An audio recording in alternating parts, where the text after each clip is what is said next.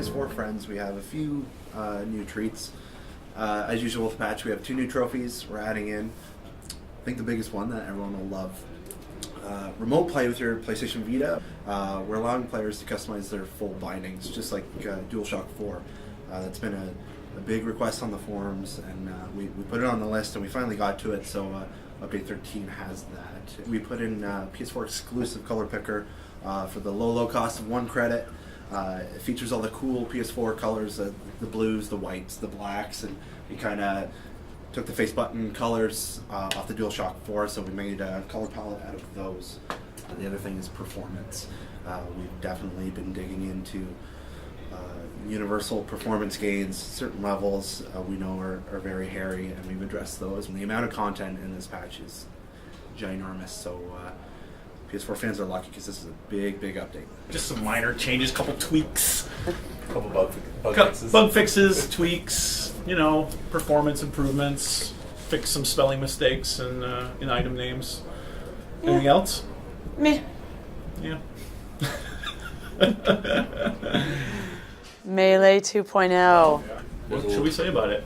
There's a lot of hype around the office about it, so I think it's a matter of just final balancing and final massaging of the different stances, and making sure it works with all the different AI types and that sort of thing. But yeah, it's really coming together. We've taken every weapon that has like 3 or 4 attacks now, and now they each have like a dozen things that they can do and different stances, and those stances give you more energy to put into your mods. There's the channeling feature, which we didn't really talk a lot about, but is kind of like our sort of secret sort of Warframe sauce to put your Warframe energy into your melee weapon when you want. Even just the change of being able to equip nothing but your melee weapon. I was sort of like, we were doing all this other stuff, and like Jock's like, okay, sneaking that in. If you want to level up those swords really fast, then unequip all of your other gear so that all the XP is just going into them, and you got yourself a really challenging time. Like bullet blocking like crazy, which is, I'm so excited for people to try, because it's so exciting to be like blocking bullets like that and going in and chopping people up and trying to pull off the combo on the keyboard or controller and trying to kind of learn those things. I think it feels uniquely Warframe, and yet it kind of is an homage to like Devil May Cry and the God of War kind of games that focus on melee. We've got Hydroid as well. Hydroid as well. You turn into this water form, and then anything near you goes and falls into this kind of void, and then if they die, then they're gone forever, or if they survive that, they'll kind of be spit back out when you turn back into your solid form.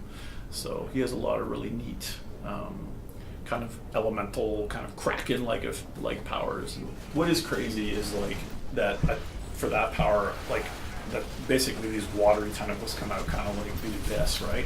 These tentacles come out and they grab guys and they start flailing around. There's been some just absolutely amazing things that happen just in the simple testing we've been doing. So I don't know, I think he's going to be really, really fun. He's very different. The dark sectors, yes. So yeah, every Tenno clan, or they can form together in a Tenno alliance and basically take back these dark sectors, which are places that were previously unreachable. They can build this Auric and Solar Rail to make that place open for the entire game to play there. But if you want to try to contest someone's control of it, then you can try to deploy your own rail there, and then you get into this kind of conflict situation. So now there's these dark sectors kind of spread out throughout the solar chart. There's like really interesting resources or very specific types of enemies that are there, and then the clans are going to be like, oh, okay, now we need to make sure we get that.